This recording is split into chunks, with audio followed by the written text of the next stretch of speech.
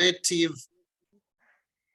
Okay, Bruno Mweemba is the proprietor of Panuka Farms, which is an innovative establishment he established 3 years before COVID, so in 2017. Panuka Farm has been on the rise, and this man has been at the tip of the spear, so to say, navigating new frontiers and showing us that Zambian enterprises can soar and flourish. Bruno also happens to be one of about 6 technical advisors of the United Nations Development Program focusing on environmental finance, and his main area of focus in there is Africa, and mostly the English-speaking countries in Africa.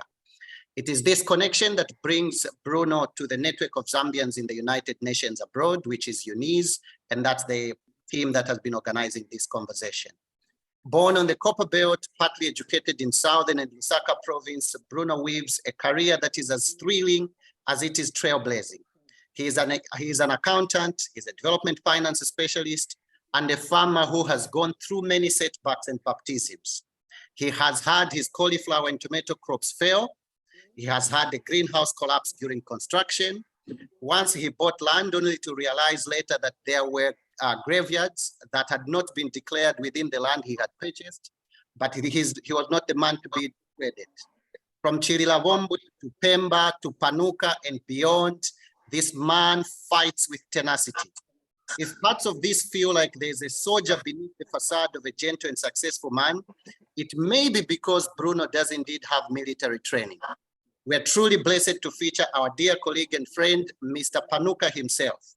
But before we hear him, here's a short video from the organizers of this conversation, the network of Zambians in the UN abroad. And give me a second as I bring up the video.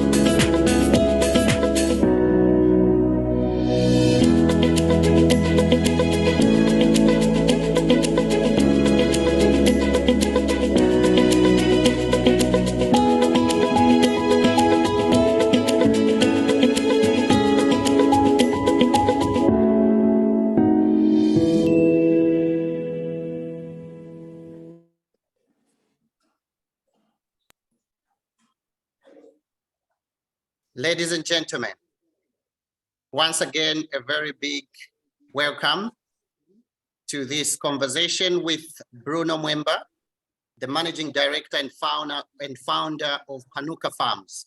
Bruno, I started by saying that I have the unfortunate blessing of speaking to you today. Now, let me explain the unfortunate part. You are home in Lusaka as we speak. Last week on Sunday, we were preparing for this conversation. You taunted me by telling me that you were going to collect your mavisi from your supplier. Of course, I was upset because I was too far away to be able to access some of that goodness. I fear that today you might taunt me even more with some of the delicacies from home. Mavisi, musoya, busala, and can we at least agree that while this conversation will be about farming, we shall not seek to torment each other with the mention of the mouth-watering delicacies. Do we have that agreement? Well, I can't promise, but for now, I think it's agreed. Welcome to the program, and thank you for joining us. Thank you, thank you, thank you. I hope you had a good weekend. Yeah, brilliant. So far, so good, and yeah, good to go. Yeah. I think you're a very busy man. So I'm just imagining that your weekend is very busy. Tell us a little bit about how your day goes, like a typical weekend. How do you get to spend it?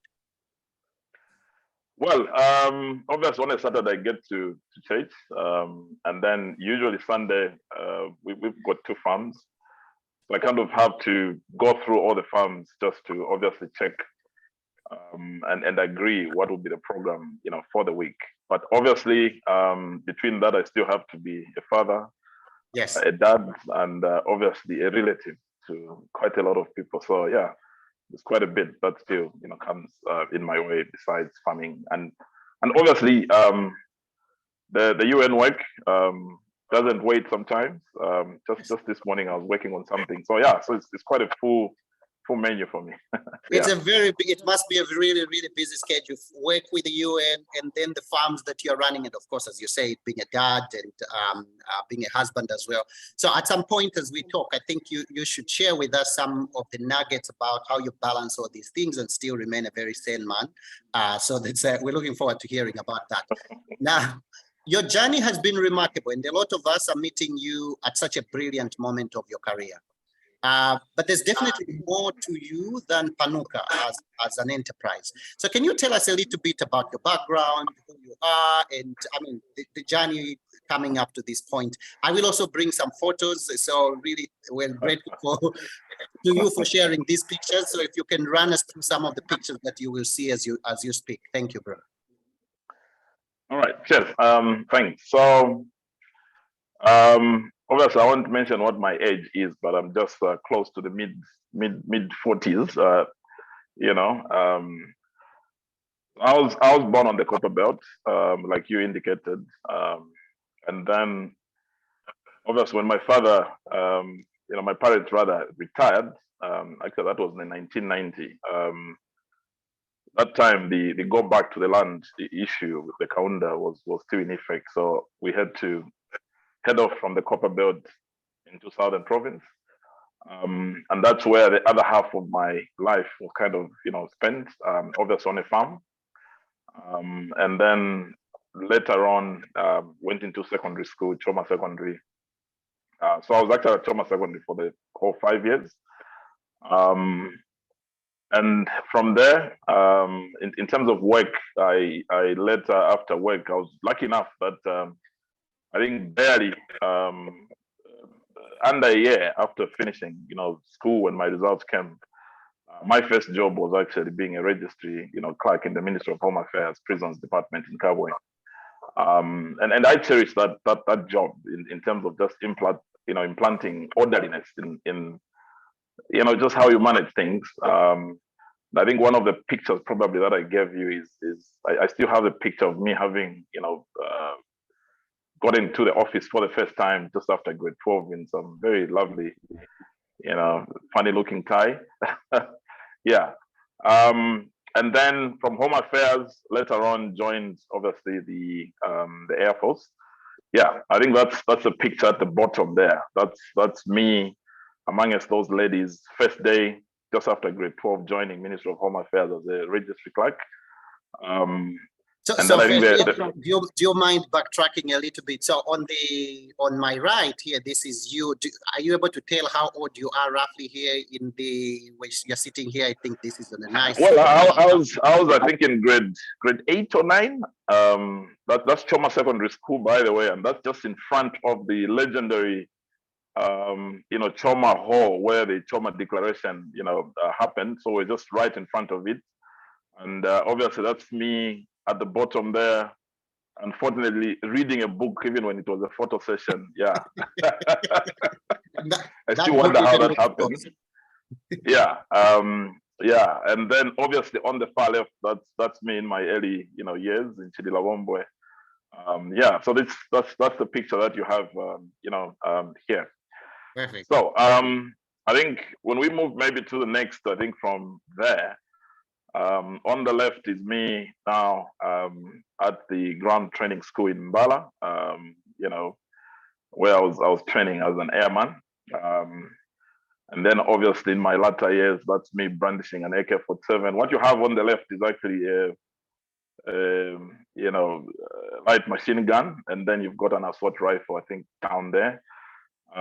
So yeah, that's basically how I spent my training And later, I think I was in the Air Force for a couple of years, and worked in different, areas, I think, within the Air Force in accounts, by the way. And I think the last two, I think, was estates, and then I also managed what was called the CUSA, credit union. So credit union is like an internal bank for soldiers, where soldiers prefer to keep their money instead of taking it to to the bank. Apparently, actually, one of the issues that used to play out at that time, just on a jokey note, is that there's that tendency where sometimes wives would want to grab the payslip and take charge of all the money that is reflecting on the payslip. Yes. And so cleverly, the soldiers prefer to actually keep most of the money at CUSA, and then they'll just apply and get it as cash. And then what goes to the bank is little. That's what the wife grabs. So it was good financial management on the part of the soldiers. Yeah. So anyway, so that's basically, I think, my life in the Air Force. And then from there, I went into banking, worked in corporate finance. I worked at a bank called Investors Bank. And that was quite a grand moment for me also. I think corporate finance, when you work in there, it gives you a very good grounding, especially of understanding, finance. Mm-hmm. Yeah. But then after a couple of years again in corporate finance, an opportunity came through, I think at the time when just HIV funding was getting, kind of flooded. I think that's the HIV moment. And there was an opening at National AIDS Council for someone to, look out for the finances. And that's how I moved to the National, AIDS Council as the accountant. But I was there just for about 2 years as well. And then for those that remember the Kapoko saga at Ministry of Health, when that came, apparently it actually gave me an opportunity to get into Swedish Embassy, because they were looking for a local financial controller at the Swedish Embassy and Swedish SIDA. And that's how, again, I moved from National AIDS Council into Swedish Embassy and became the financial controller, quite relatively young, but quite a huge post. And I remember a lot of people within the embassy like, where did they get this young man? Like, seriously? Yeah. But little did they know that it was quite a dynamite of the so-called young man.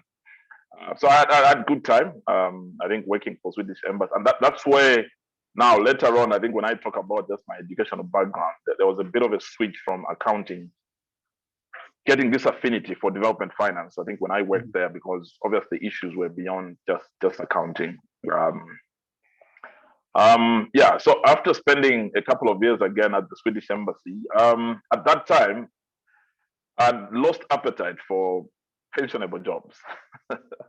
Yeah. And unfortunately, I think that was a pensionable job. And then, I had to negotiate my way out of there. Basically, I think at that time, I just wanted to work on a contractual basis, get my money, put it in stuff like Panuka, and get going. And luckily, I think we had a very good, understanding, I think, with the embassy, and the embassy was trying to put money, obviously after the Kapoko saga, away from the health sector, putting much more money into the agricultural research and stuff. So that's where I had to move to an entity called Indav Agricultural Policy Research Institute, which was co-funded by, the Americans and obviously the Swedes. So I became the director of finance and admin, and I was there for 5 years. And I think that's where I think the reason why we're here, the Panuka kind of thing, was ignited, I think, during my time at IAPRI, given that there was an avalanche of agriculture research. I think when you talk about agriculture research, I think there's no institution that has done a much thorough, better job than IAPRI, I think, in Zambia. And so, so research data was in my face. Every year we're producing, research about how the horticulture, industry is performing, and some of the issues. And I kind of just decided to pay attention to what was going on. Bruno, so I wonder if I can hold your thought there. Yeah. You've now gone into endeavor, but at this point you're still doing accounting or development finance. Actually, I started my development finance. I don't know whether maybe I can just backtrack to quickly talk about my educational background, so that exactly. it's a bit because I was wondering when you were at the military, was part of that training also in accounting already at the time? I actually studied accounting while I was still in Home Affairs, prisons. And so when I joined the Air Force, I actually joined in accounts. But obviously what happens, regardless of what you come with, whether you're in medicine, you're a mechanic, you've got to do the military training first and throw away or whatever, you know. If you're a doctor, throw away your stethoscope and all the other things. And if you're an accountant, throw your calculator and all that. But then after, I remember we actually did military training for about 9 months for some reason. And then when we were done, you transition into what is called trade courses. So there are certain courses that, regardless of the qualifications that you hold, there's military accounts, there's military supply. You know, now you know how to supply, you know, guns and whatever. You know, yeah. So there's a kind of panel beating that happens just to top up your civil, you know, qualifications so that you're fit for purpose in the military. So we had to do an additional year now doing, you know, accounts. So I got a qualification within the Air Force, you know, in finance. But then along the way, we used to have a nutcracker of a course called NATEC at that time, National Accounting Technicians, you know. So I did that in record time, by the way. People used to spend like 6-7 years sometimes just doing that little paper. I was lucky enough to kind of weave through that, I think, in a year and 6 months. And then because of the way I did it, I actually also had kind of special privilege to actually be admitted to study SCCA, the Association of Certified Chartered Accountants from the UK, actually before my NATEC results could come out. But luckily, by the time they came, I had already registered. And so it also enabled me to weave through SCCA quite quickly. I think in 1 year 6, I was also done. So I did basically NATEC and SCCA, became a chartered accountant in like 3 years of doing those two, you know, qualifications. And then later on, I did an MBA in international finance with the University of East London in the UK. But I think when I did that qualification, you know, it's these things where you do a qualification and you're not feeling yourself like, what has this done to me? You know, I couldn't feel the change in me. And that's why I think later on now, I think when I talked about my work at Swedish Embassy, we used to have these controller meetings where we're meeting with like the financial controller, World Bank, IMF, you know, and the different embassies. And at that time, I think there was this discussion that, guys, the direction of finance, I think, into the near future, might actually head into development finance beyond these accounting qualifications. And so that's how I kind of started sniffing around for development finance. And so I actually started development finance while I was at Swedish Embassy, but finished that while I was at IAPRI. So I did that at Nelson Mandela University. We were actually the first cohort to do the Master of Philosophy in Development Finance. And I must actually admit that was one qualification where I felt, okay, this feels like I'm learning. You know, the rest is like you're just ticking boxes, and yeah, but that kind of, if you have to use the biblical terms, that ministered to me. Was this the moment when you felt like you were being challenged? Because it's like you went through NATEC as like a walk in the park, you went through ACCA. SCCA was actually quite a nutcracker, I must actually admit. It wasn't easy, but it's just that after I kind of practiced accounting for some time, actually the people that chased me from accounting are auditors, because you know, when I was at IAPRI, we had so many donors, and then each donor wants their own report. You're the director of finance, you're leaving work at 22 hours. I was like, no, it's life, I can't continue with this. And so I just thought, okay, I can do a ride on my qualifications, but I think I need to veer off from accounting and move much more into programming. And so even when I did the Master of Philosophy in Development Finance, my you know, inclination was much more in project finance and sustainable finance. And that's the more reason why you see now I'm much more into green and environmental finance. Yeah. Perfect. So coming back now to you've been at EAPRI about 5 years. You've come across this fantastic research that you guys are doing at EAPRI. In fact, there's already a question, somebody asking if this research is publicly available.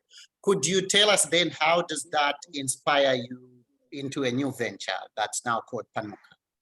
Okay.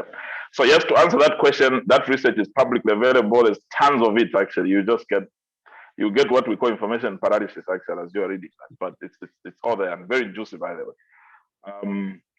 So yeah, there was work that was actually done, and it's quite an old working paper that was done by a colleague of mine, Munguzwe Hichambwa, together with I still remember very well, Professor Dev from Michigan State University, MSU in the States. So that looked also at gross margins of basically field crops versus horticulture, but also then there was also kind of a tabulation of the blame game, because successive governments have actually tried to push that, oh, why are you guys importing some of these vegetables? But then over the years, the chain stores would actually say, we don't have the locals that have the capacity to supply some of these lines. And three things kept coming. Even the few that are coming to the table, quality is mediocre. Two, they would bring the product in a basket, so the quantity is not, good enough to supply, say, a chain store. And then the third issue is that they probably could tick the quality and quantity, but then they would come once in a while and then disappear for 6 months, and then again, as the spirit leads, then they come back. So the issue of consistency, and so I kind of started tabulating exactly what the pain points were. I know most of the Zambians approached the kind of rebuttal, by the chain stores as some kind of excuse. So I kind of decided to remove the emotions and then, critically look at, okay, is there a valid, defense on the part of the chain stores in the issue of quality, the quantity, and consistency? And so for me now, I actually got interested and zeroed in on those three aspects in terms of setting up, Panuka. And so did my own now research, getting to the chain stores, like, guys, I'm hearing this. So what does it take, to really get started? But then I have a very interesting, scenario that actually happened to me. In my first years in 2017, 2018, I remember growing cabbage. I think about 40,000 cabbage. Very beautiful cabbage. And then joyously, I went to ShopRite and I'm like, guys, you've been talking about quality. I'm ticking this. You've been talking about quantity. I've got 40,000. And consistency, I've got you for the next 6 months and probably all the way. Naively, for me, there are certain fundamentals I didn't understand. So these guys, I actually didn't know that it was actually a setup. They quickly admitted me, like, oh, no, that's fine. So bring the paperwork. We did the paperwork with ShopRite. And then I actually bought a van also, a Nissan hardbody, for transport. So we started. The first week, I think they gave me orders of like, okay, you bring 500 heads of cabbage every day except Sunday. And yeah, the fun started. We would process 500 tech. We're ticking all these boxes. By the time we did 1 week, like, oh, you're doing good. So we are now moving to 750, heads of cabbage every day, and I'm feeling good. This sounds like this is what I've been looking forward to. And then did that. By the time I think the second week finished, again, they're like, you're doing good. We're moving to 1,000 now, Wow. per day. So I think 1,000. By the time we're getting to the fourth week, they had actually moved out to 2,000 heads per week of cabbage in terms of orders. And in a month and a week, I remember there are two things that happened. My cabbage finished and my van finished. Wow. Yeah, because cabbage is heavy. Exactly. What do I do? Well, I've heard about outgrower schemes. I start running around farms. Oh, I've heard this one has cabbage. I get the cabbage. the moment we landed at ShopRite, they're like, "This is not your product, my friend." We They can knew see it. the inconsistency. Yeah, we can see the inconsistency in the product. What do? They used to have a rod, a kansimbi. They push it into the cabbage, and then if the cabbage, like that kansimbi just goes inside, that's indicative that we've got issues with this cabbage. Exactly. And then they hammer 5 of them in between, and then you see there were spaces in the cabbage. Now I've gone with a truck of 2,000 heads of cabbage, and everything is rejected. Now reality starts dawning on me, like, hey, this down. Now we are getting into the real issues. You are done with the fanfare, and so basically the outgrower issue now kind of just collapsed in my face, because now I have to start looking for, I've already bought from this guy, and I need to find market for 2,000 heads, and by that time, remember, my van had finished, so we're actually hiring. So the guys actually laughed at me when I now went to admit, guys, I think now I understand your business model. I'm not ready. Yeah. So you had to go back to them and say you cannot keep up with the. Yeah. I mean, I realized at that point I also needed to protect the integrity of the farm and myself, and keep getting orders. Yet I know for sure that I'm not ready. So those guys are guzzlers when it comes to volume, and so you get to realize immediately that if I have to really deal with these guys, you need to be set up in the right way. You've got to be on the ground and stuff like that. And so that's how we basically retreated to now really study our business model. Because at that time, before ShopRite, we were just doing open field and then also selling to Soweto and the like. So that was kind of an awakening, I think, in terms of our business model, to say, okay, I think now it's best to relook. And that's why some of those things that we discuss, I think, in these MBA courses, these business models, like your B2B, B2C, immediately now you start getting practical with those things. Because at that time, we had actually not redefined our business model. Like, what are we going to deal with? And then I realized, okay, we're going to B2C, but then there's a unique way we need to get to set ourselves up. And that's how we also migrated, I think, from more or less like open fields and field crops to really think about what we currently do in terms of high value lines. Can I pause there? Yes. So if you could pause there for a little, because there are a few nuggets you've dropped that I think are worth going back to a little bit. So the first one was you were employed at EAPRI. You were churning out this research, but you actually used it yourself to actually get a sense of what was needed on the market. And then you also, did you say that you actually went around to the local chain stores to actually taste that what was in the research was right? So I was trying to validate that, because I know sometimes research sometimes also has its own variables. These economists and endogenous, exogenous things sometimes, miss out some of the realities, I think, on the ground. Much as it's useful, but I think you need to test that on the ground to really see whether, what's on the ground is exactly what's in the research. Yeah. Perfect. Okay, great. And so then when you were doing what ShopRite had given you, had you already set up Panuka at that point? Was that Panuka's first venture, or you were doing this on the side? No, I'd already set it up, but then we started as a business name. There's the business name, and then you can move to a limited company. So it was just set up as a business name. So Panuka was me, and I was Panuka, at that time. Okay. So that's basically how it kind of played out, at the time. Yeah. Yes, and Vice President of the US, Kamala Harris, was at your farm very recently. So we'll talk about that. But she posted after that visit on her Twitter page that she had visited you, and she mentioned the name Panuka, and she said what it means, which is clever. And then in Kenya, there was a whole big debate as to, because some people... I saw that. I saw that.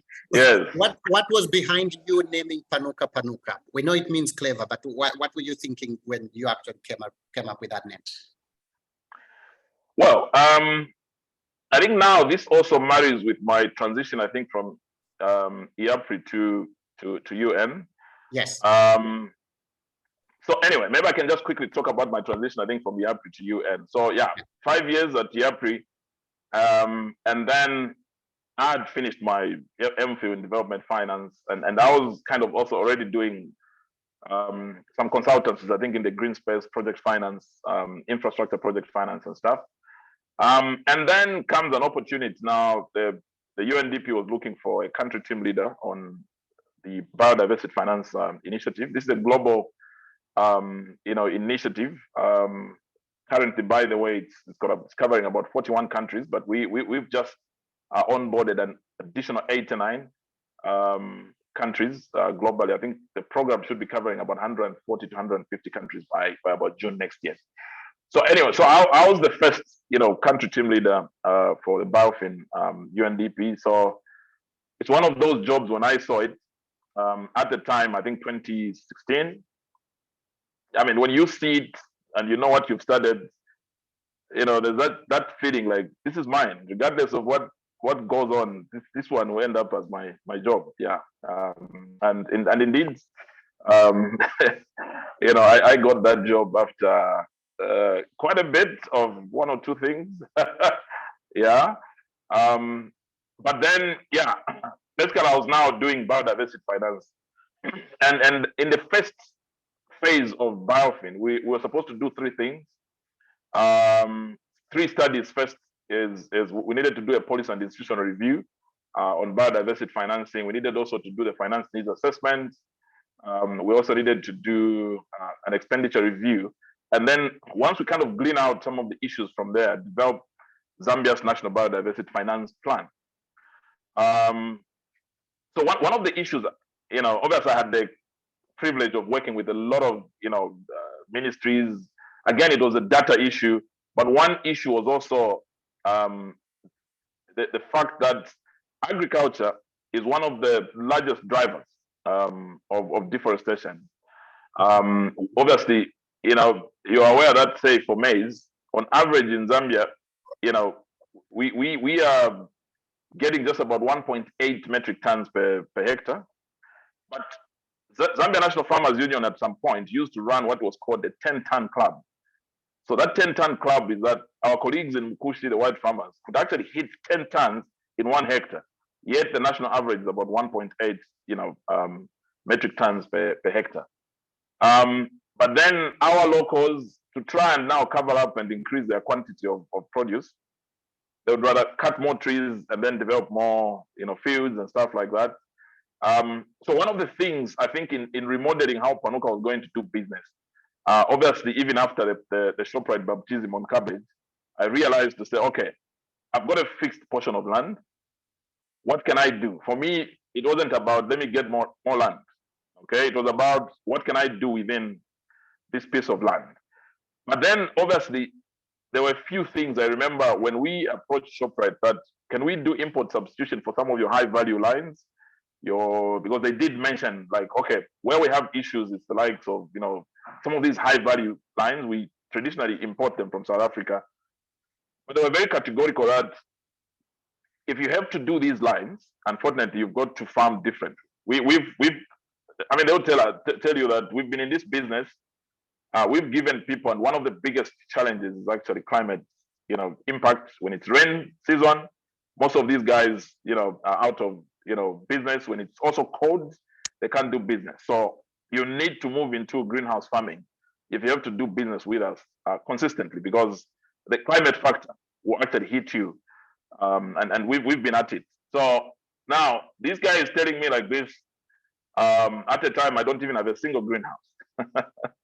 And then at that time, I checked one greenhouse was costing roughly about $6,500, almost $20 per square meter. So yeah, sat down, did a business plan for myself, and now realized that, the climate proofing component needed to actually come into my business model if I was going to put this within the land that I have, because these guys have told me open field won't work for you, you know.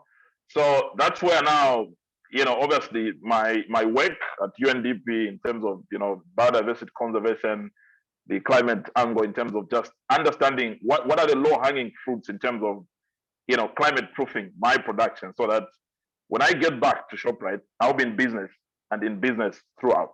Well, so luckily managed to, there was a call that came from the World Bank through a project called Zambia Agribusiness and Trade Project. It was actually kind of it's kind of co-funding, where the entrepreneur puts in, say, 30%, and then World Bank puts in 70%, and they needed actual cash. So when it came through, we basically provided now this climate proofing angle for that proposal, and luckily it went through after quite some rigorous checks and all that, and that's where now we got our first 7 greenhouses, got our initial solar systems. We also got a small code facility that's running also on solar. So that's why you keep hearing us sometimes parroting that the World Bank was in finance what we would call first loss, investors in Panuka, because basically, we're getting into a territory that we had not really been, but luckily, I think it kind of worked, and it worked quite some very good magic, and that's how we started producing what we do within those first, 7 greenhouses based on the investment by World Bank. But then, obviously, along the way, we've had to invest ourselves. Right now, we're sitting on about 18 greenhouses. So we invested ourselves, I think, about 5, and then later on got a commercial facility from a local bank to do an additional about $100,000 to do an additional set of greenhouses. Maybe I can pause from there. Bruno, when we spoke last Sunday, the thing that really struck me is how practical you are. Because look, you're at IAPRI and you're churning out the research from, an employee's point of view, a researcher's point of view, you're an accountant, you're making sure that the organization is working well. But you used that research to develop an enterprise, and then you join UNDP and you get to be exposed. You're working on this new biofilm project, and then you also get a lot from there to help you design what then becomes a really powerful enterprise in Zambia. So I just wanted to share with you that personally I found how you've used the opportunities you've had to really develop your own enterprise really fascinating. Because I think a lot of us, we separate, we do our job, and then that is, and then we have our own life, and then we get money from our job and use it for investments in other ways. But I think you used your job to tap into the opportunities that you had there. Yeah. Actually, one of the things is, given that obviously I have a decent academic background, I think there's always this tag that academicians are academicians, and the ones that feel are practical sometimes their quickest defense to kind of hit back at those that have some qualifications is that you chaps, you just belong in the boardroom, but sometimes it's actually very true, because one of the other ingredients, I think, in the way we run, Panuka Farm, in 2017, if you remember, we had one of the most, roughest forms of load shedding in Zambia. Obviously, that was, a direct climate, issue. But then there was the issue of, obviously, impact on farming, small enterprises who are farming, who are on the grid. They were hit because now they couldn't even get their crops and stuff like that. So that's a time we were actually conceptualizing Panuka. And for me, at that point, I was like, okay, there's a lot that we talk about in our research in these air-conditioned boardrooms. And I remember one time attending this meeting where quite a very high-ranking government official, apparently who was also in the energy sector, basically saying it's pure rhetoric to expect that you can use solar for any form of commercial farming. And I sat there, I was like, this is what people talk about when you talk about things in the boardroom. Yes. Yet you don't even have a 2x2, garden to try out some of these things. And so I basically also started Panuka with a 100% renewable energy, so proposition going solar. Mhm. First, as some form of action research for me to really see, can this work? And just to cut the long story short, 2017 to date, everything that you see on Panuka is actually 100% solar powered, including lighting our chicken runs, lighting the houses for our staff, and obviously our cold storage.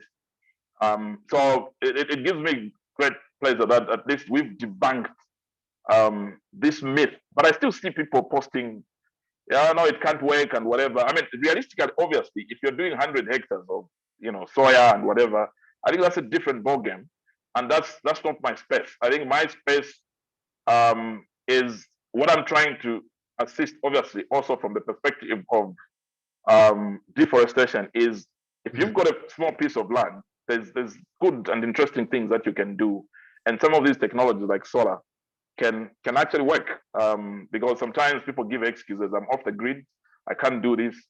So I think it's from that perspective that obviously I try to stay practical and use some of these stuff that we discussed.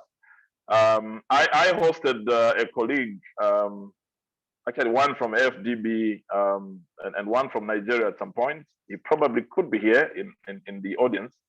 But they visited me at the farm, and they were telling me, like, in Nigeria, if someone is designing a solar system, they always put a generator, in as part of the package, because of this issue of intermittence on solar. But I can also attest that we have actually debunked this myth.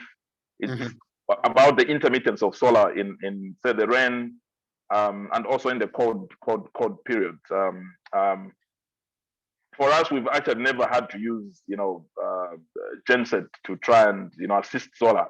It has delivered in all, weather patterns. But also you need to understand the compensatory nature of how solar works. When it's cold, the evaporation rates are also lower. So even at whatever efficiency level that it's operating, it still compensates for, the rate of evaporation, given that it's cold. Yeah. Perfect. Maybe I can pause there. Yeah. I will ask 1 or 2 questions because we have hands as well. And just for people to know, this conversation will go on until for the next 1 hour, 14 minutes or so. So there will be plenty of time to ask questions, but put your questions in the chat, and also you can raise your hands. I will tell you when to do that.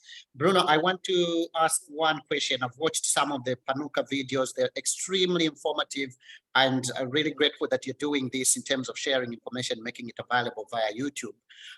In one of the videos, I think it's the one that covers the story from 2017, and I think you did that video last year. You talked about being baptized many times. You talked about the cauliflower, the tomatoes, and the greenhouse, the one that failed. Now, obviously, you haven't reached where you have reached without challenges. Could you talk to some of the difficulties that you've had? What are some of the insights you would give to people who are interested in going in this direction? What are the things to look out for, just to be careful from the onset? Okay. I have quite some very serious visible scars, and some of them we've left them deliberately for people to see. So obviously, I think you talked about the cauliflower issue. I could just probably start from there as some form of case study. So when we started, we go to the likes of Food Lovers, ShopRite, and then I go and check. The price for cauliflower was so lovely, And the natural instinct for anyone who goes into farming, or indeed any other business, is this issue of using the calculator and Excel. You quickly go, okay, so if I sold so many heads of cauliflower at this price, hey, it turns out always very, Excel turns out some very lovely numbers that, make you do crazy things. So when I calculated, for me, I got it energized that, okay, let me start with, I think I started with 2,000 heads of cauliflower, 2,000 heads of broccoli. That was the first crop we actually started with. And then we planted, I think around August, And then these crops were getting ready at the time when the sun was blazing hot in October. So I go to these food lovers, guys, and you know that thing, you know, the swag, like I've got the produce, guys. Really? You've got cauliflower, you've got this. And I was like, yeah, plenty of it. I said, no, it's fine. Go and bring. So at that time, I actually used to deliver myself because I also wanted to learn the ropes of you know, the landscape. So I actually took the first order. There's a shop right. No, that was Pick and Pay actually. Pick and Pay. It's called Garden City. You're getting to the airport in Lusaka. So I land there. I'm already even calculating and you know, all that. And then moments before my turn, you know, came to basically drop my product. And then I come and check in the, you know, where we had dropped the cauliflower and whatever. And then I start seeing these green maggots coming out, you know, because we had dropped, you know, in plastic, you've even put the stickers and all. And then these maggots, green, you know, in color, start popping up. I check this one, it's the same. Now I start sweating. And then the guy is like, Dala, you're next. What's this now? And then the guy, this young, I remember that boy is actually called Chris and came and looked at it. You know? So that was the first baptism because the guy just said, before these other guys actually see, better you run because otherwise you'll be banned for good, you know? And that's how I just turned and just threw all the cauliflower and the whatever. So what apparently happened is that one, it was wrong season, wrong environment, and then we also delayed to. Yeah, actually, that's the one. That's the one. Yes, that's the story there. This is the baptism of the cauliflower. This is the baptism, yes. And you hadn't realized this was going to happen, and it's just at the point. No, it's this naivety where you know you think you just throw these things and then harvest and whatever, but then most of these things would actually hide at the bottom. So when you wrap with the plastic, because they're inside, now they feel suffocated, right? And then they start coming out. Now they're gasping for air. I see. You know, yeah. So that was the first baptism, and then I realized, okay, you don't approach farming, you know, from an empty head. One, you need to immerse yourself first in the technical stuff around what you're doing. If you're going into pigs, you must know pigs A to Z. If you're going into cauliflower, know cauliflower when and when not to plant it, you know, stuff like that. So that was one. And then obviously we tried also tomato at some point. Hey, that one was such a very bruising incident as well because, and funny enough, you know, the prices for tomato behave like an exchange rate. So it gives you a false, you know, start sometimes. You start, like what happened now during the rain season, the prices of tomato were like 400 kwacha per box. The natural instinct for anyone, when you mint some money from, you know, your tomato is to actually double, triple your production. And that's exactly how naively I also did it. Started from a hectare, next pushed about 3 hectares. Because now for me, I'm already calculating in Excel, we're getting more money. Alas, by the time the tomato was ready, it was actually cheaper to keep the tomato in the field than take it to market. Wow. Yeah, you know, just let it rot. I grew up on a farm, and I remember these moments when you would hear, oh, cabbages are now they're fetching a lot of money, and then everybody plants cabbages. By the time you're getting to the market, the price has gone down. So it's I think what I learned from this is you did give up. I mean, you had the cauliflower incident, you had the tomato incident. There's also there's actually the image of the greenhouse, and it's on the ground. That's another classic one, but very good lesson, because when ShopRite said you have to go the greenhouse route, for me again, which is another big lesson. If you are going into farming, and then you want to use the calculator too much and your wallet, you know, to make the buy decision, that's a wrong basis, you know. So for me, I looked, and again, there's always these small voices that whisper to you, hey, Ramdala, this thing of buying these greenhouses from these Muzungus, yeah, that's the one. You know, you just spend too much money. So this voice now comes, and this young man, he convinces me, I'll pull this off. Let's just buy the metal, let's just buy all these things. And we started putting together the first ever, greenhouse. Apparently, we even planted. Actually, first, it felt like this because of wind. Then the young man again put it together, and then we planted some English cucumber. And English cucumber, very expensive. And then now, actually the rain, when it started, the first rain, it just sucked inside, and with the cucumber and everything. And so the lesson that I actually picked out there is that if you want to farm and farm the right way, you should know that you are not a research center. You are here to farm, not to do research. So if it's a tractor, don't try and be the odd one out. If someone is using Massey Ferguson and it works, buy a Massey Ferguson. Don't try and, oh no, for me, I'll go for some Chinchua, because it's cheap and whatever, you'll be bent. So that's one huge lesson. Go for try. And again, by the way, being a project, an infrastructure project finance specialist on one end, it's a risk when you come to a financier or a bank and say, the technology that I'm going to use is brand new. For me, I'm actually seeing risks. Where has this worked? If it's a locomotive or a plane, I remember writing one article that almost got me in problems when Zambian Airways was coming into being.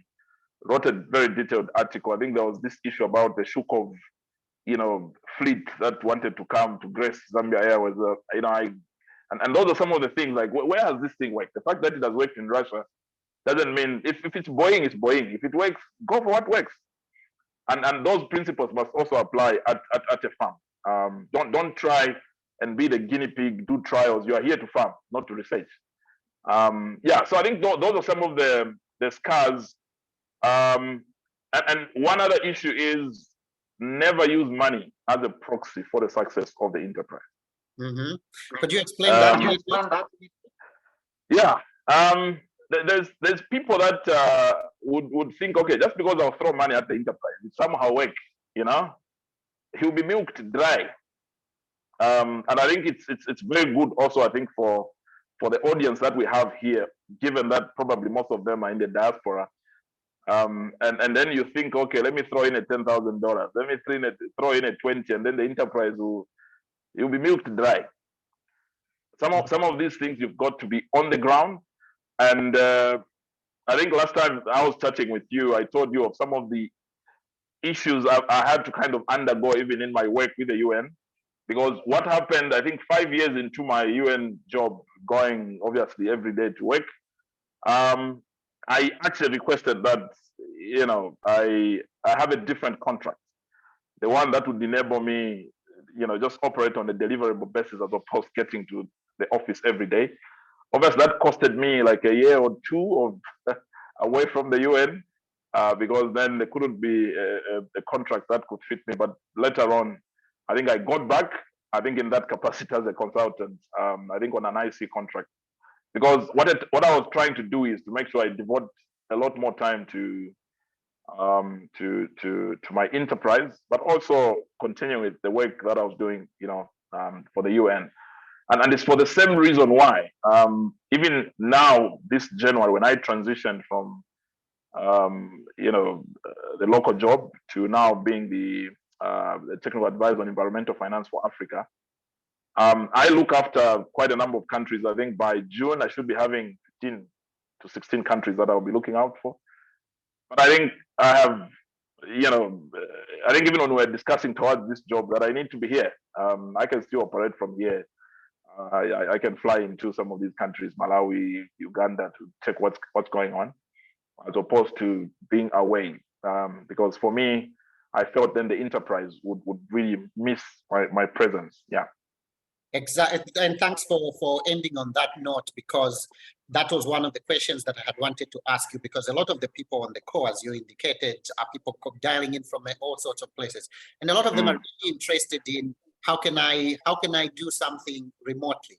And so I'm sure that question will come. So I think you will have another opportunity to decipher that or demystify. You can actually do it by remote control. But let me open the lines. You and I have talked for about an hour, and there's still a lot more that I think we can go through. I will check now if we've got questions that colleagues have.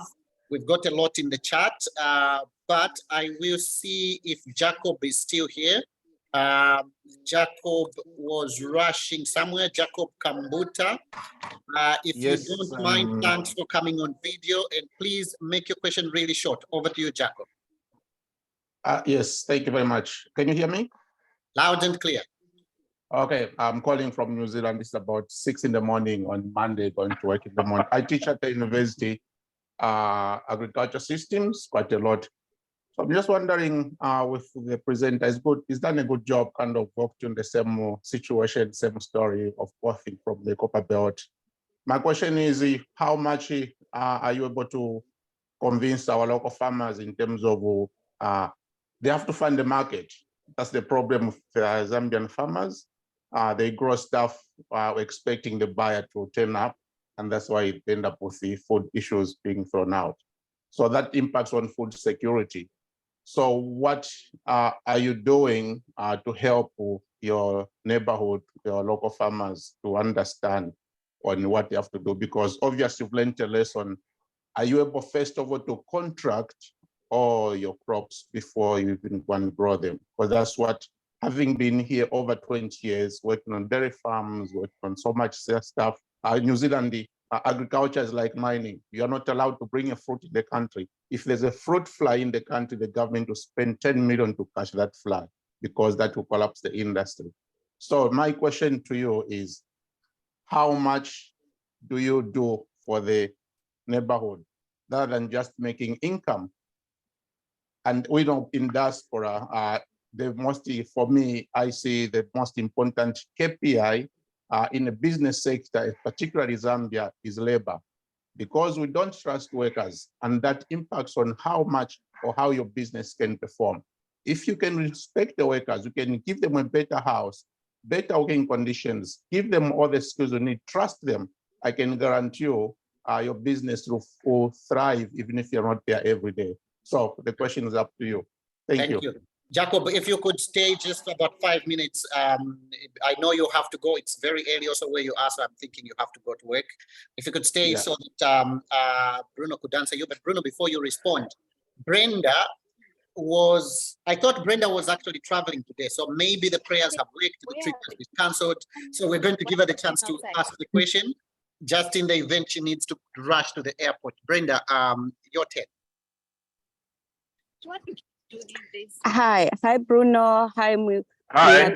Thank you very much for the opportunity. This is Brenda Mofia.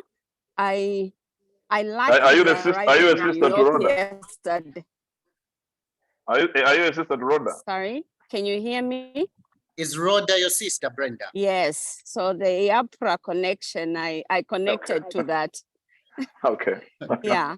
So lucky enough, I arrived in New York yesterday at 02. So I am here and I'm able to talk, although I'm on the road right now. Bruno, I wanted to take you on your last comment with regards to the need for us to be on the ground.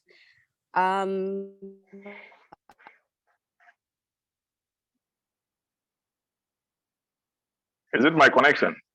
It's not your connection. I think it's Brenda's connection. I'm trying to build an enterprise myself. I'm a farmer in Palavana, a dairy full, many lessons as well. Is this better? Can you hear me? Yes, please continue. Yeah. I was just going to take you on your last comment with regards to the need to be on the ground. And I wanted to ask, I've heard that comment several times, and I'm just wondering whether there'll be ever a time when we stress on the need for us to create systems, businesses that are centered more on systems as opposed to physical presence. I would imagine that if we were to insist that people that created Coca-Cola, for example, had to physically be everywhere where Coca-Cola exists. It's not even possible.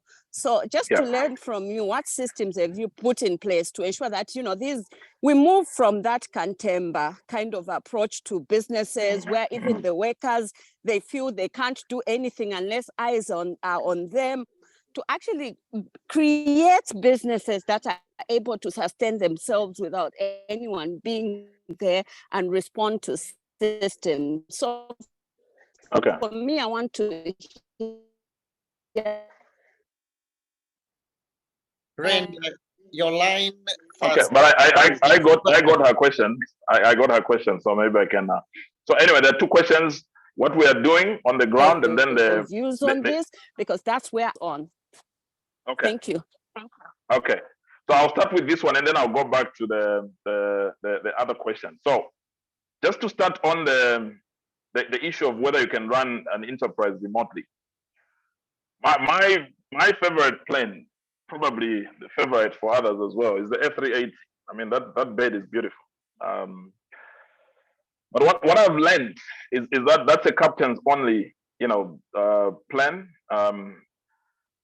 So if it's on the ground and it's taxiing, and then obviously going up before it actually stabilizes in the sky, they say it's a captain's only territory. There's no first officers, flying that plane for obvious reasons. It's such a precious big plane, things can go wrong. But I know that once it kind of stabilizes up there, sometimes even autopilot, works even on such a big, bed. What am I trying to say? There's a phase of your enterprise where, especially at takeoff of that enterprise, you need to be present. And unfortunately, that takeoff can be short or long. But the fact of the matter, my take is that you need to be there when this thing is at that critical moment. And what I've observed is that, unfortunately, for most of us, when you're starting these enterprises, there's never a time we really devote that attention at a point when that enterprise is taking off. And that also includes the issues that Brenda talked about, setting up the systems. You are also knowing each other with your workers and whatever, and you are also learning. I wouldn't say we've gotten to that point, but I think I have good systems myself now, because at a certain point I devoted quite some time with the enterprise. And so even if now with my UN job, I'm a week in Malawi, I think 3 weeks ago, I think I spent about almost 15 days, partly in Egypt, in Dubai. I still come back and find that things are relatively okay. Actually, for most of the part when we were planning to receive the US Vice President, my team were actually on the ground helping. And so we've built quite some good systems, I think, in terms of staffing. But sometimes also what enables you is also the selection process, because the biggest challenge we also have as locals is that we don't like to recruit, technical staff. You just go to the neighbor, no, but when I experience for neighbor, you grab. That so-called experience has its own limits.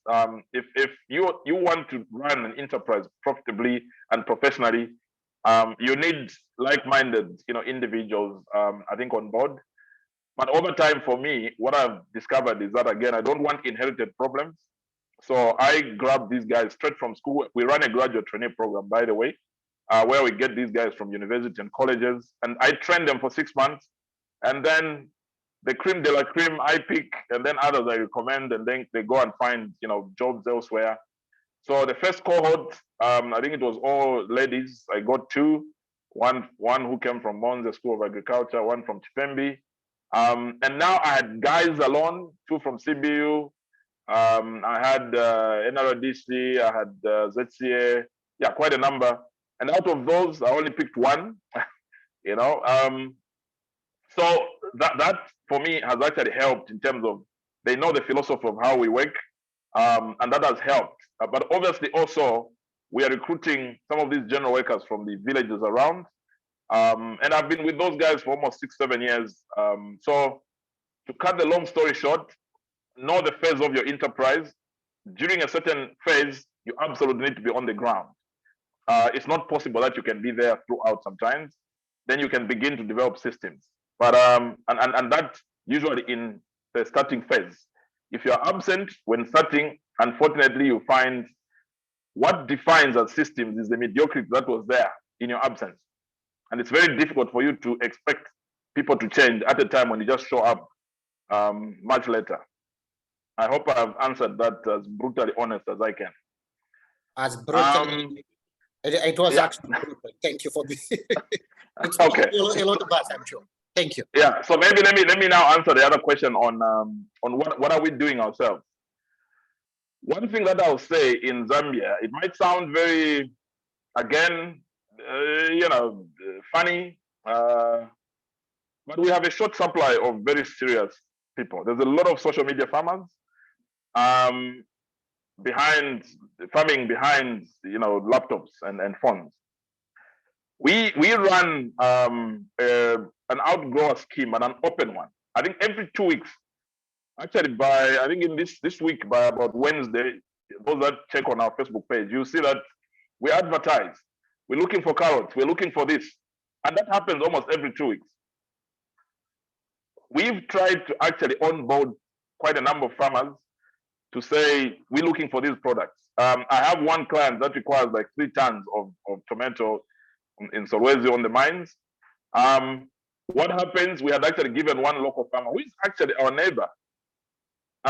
Then for me, when I'm running, obviously, because this is a B2C, what happens with business, B2B rather, business to business, you lock the price, say, for 6 months. You don't change prices, too often. So I expect when I contract someone, they must also come in within that structure, and they must be with me for, say, 6 months, and then we can look at the price, movements. But then what happens, like especially tomato, when rain season comes, naturally, because it's difficult to do your tomato, the prices shoots up. So the moment the price elsewhere is higher than, what you've contracted them, they switch off the phones, block you, then for 4 months, these chaps, they don't answer your phones. Once the price starts dropping, you see them crawling back, So this lack of professionalism makes it very difficult to actually deal with these outgrower, arrangements. And I also talked about, remember the cabbage issue I talked about, where you get from some people, but then they take shortcuts in terms of nutrition and disease management. So always quality is a big issue. But generally just a lack of professionalism and respect for contracts is a big issue. But we also have a limit on how far we can go babysitting some of these. I also have contractual obligations. It means I have to start managing this person. But we have 1 or 2 or 3 that are kind of coming up. But the biggest challenge that we have now is that the few that are doing very well, for lack of a better word, wealthy farmers, because they understand contracts and whatever.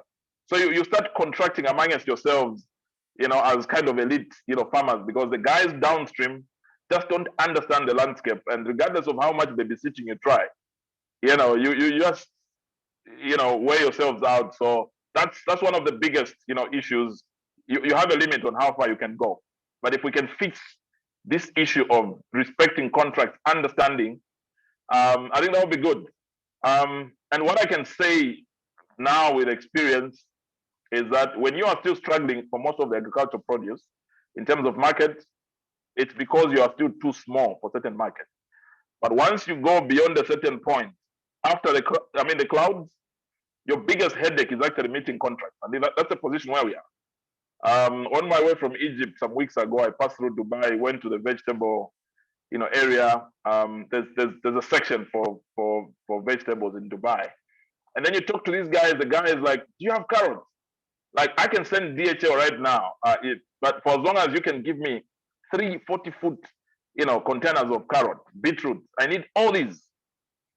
But the biggest challenge, obviously, I think there's another issue in terms of pricing, because obviously some of the products that are coming out of Netherlands, Egypt, you find the pricing is much better than ours because we don't have an airline. So I hope I've answered those 2 questions. Thanks, Bruno. You keep sharing really powerful nuggets. On the question that Brenda asked, it reminded me of one of your videos where you talk about how you do your weekly planning. And what struck me in there is you said even if you have an office somewhere, headquarters of Panuka somewhere, in each of your farms, you actually have a physical office there. And you actually go there. So hopefully you can touch on that a little bit as we go. But we have 400. Yeah. Oh, by the way, my office actually became the holding room for the vice president. So again, I know people run farms where, you know, the office is under a tree. And then you just kolonganya the guys, hey, send kuno, you know, you see, okay, how are things happening? You know, and that's what makes people to also stay at the farm very quickly. You know, they just inspect beacons, greet neighbors, and then you're out of there. Yeah. Now that's powerful. That presence, and it's important. And you talk about the phases of when it actually need to be there, and the systems, setting up the systems, and setting up the whole architecture of how you want things to run. So we've got 4 hands, 5 in fact. So we'll go to Mweemba, then Andrew, then Happy, Changu, and Belinda. Maybe we break it at Happy, and then Changu and Belinda can come later.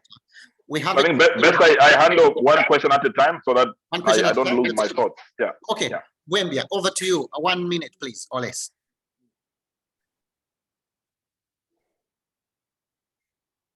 Mweemba Chanda, unmute your line. Okay. Mweemba is not taking up the opportunity. We're going to move to Andrew Mpashi. If you can unmute your line. Yes, please. Hi, Bruno. How are you? Hi. Hi. Good. Okay. My name is Andrew, just like you've heard. I'm actually a young farmer from Mazabuka. I've been growing cabbages, cauliflower, and also broccoli. My main struggle right now is actually trying to expand and gain access to larger markets. Since you've mentioned you've been into cauliflower, broccoli, and also cabbages, what advice would you give a young farmer like myself? And also, how can I access the right kind of financing? Because agriculture isn't like another business. Because one thing I've noticed is when you approach financiers, they would request maybe payments, like you start paying back the money a month after you actually borrowed the money. But in actual sense, I'm only able to start actually generating revenues from the money I've accessed after 3 months or so. So now, how can you advise a young farmer like myself to actually access the right kind of financing? So I think that's my main struggle right now. And another thing, I think I actually met you on UNIZ at the Baofa workshop or so, but I never had the chance to actually chat. That was unfortunate. But I've been meaning to ask you this for a while now, since seeing that you're actually a passive person in that area. Thank you very much. Okay. So fact number 1 again, we need to avoid these lullabies that you don't need money to start farming. You need money, and plenty of it, by the way.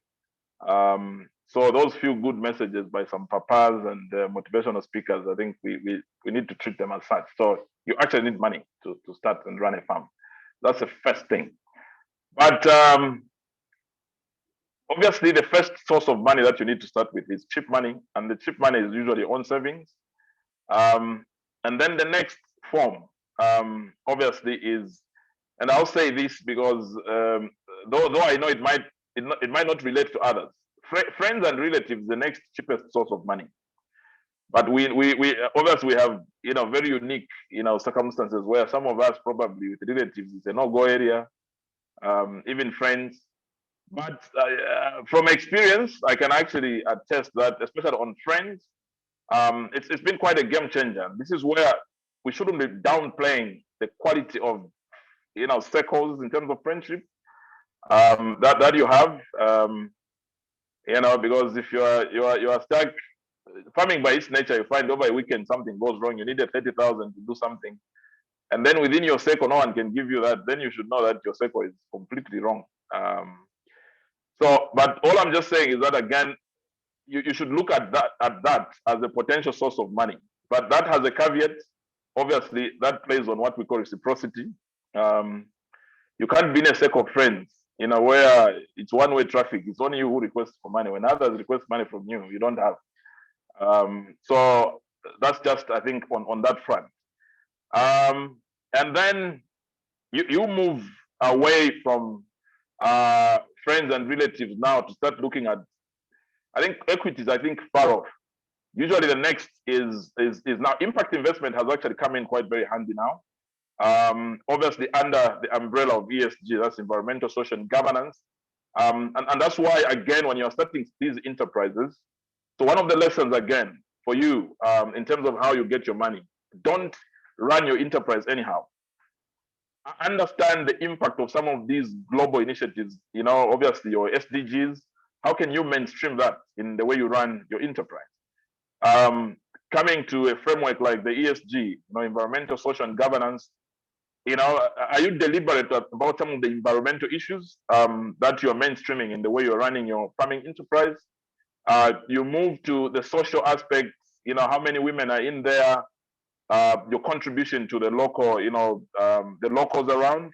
So like for us, we've just made it that we will recruit all the general workers from, around, and even the technical guys that we are bringing. It's deliberate why we're actually running a graduate trainee program where the only dinosaur in the enterprise is myself, about 40, and the rest are just youth. So you are ticking the boxes on some of these global frameworks that are attractive for impact investment. Obviously, when it also gets to governance, even things like, do you have an operating relationship with a bank? Okay, do you have, all your money is going through a bank, even if it's 2 kwacha? Is there a bank statement that can actually speak about how you've been running, business? Do you have a structure, or it's just a husband and wife arrangement? And can we see these experts? Remember what I talked about? Actually now in not just in impact investment, even commercial financing, as it were, it's actually putting a lot of premium on the labor side and how you are arranged. Okay, so if it's just you in there, there's no other people technically.